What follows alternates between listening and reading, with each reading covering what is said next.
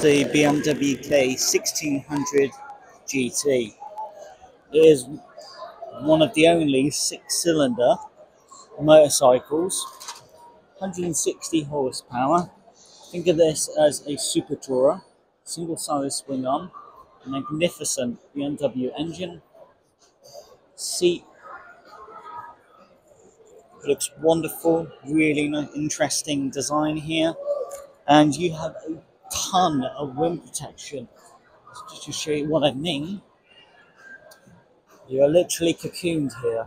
So this is designed for crossing countries, and you've got cruise control, BMW motorcycle equivalent to iDrive, a massive TFT display, speakers, DAB radio, heated seat, heated grips, and it makes riding vast distances very comfortable.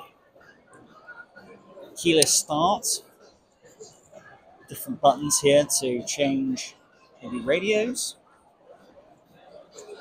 and feel very comfortable on this. Be mindful of the weight because it is big and it is long and it is actually fairly heavy. To show you what I mean, it's 343 kilograms.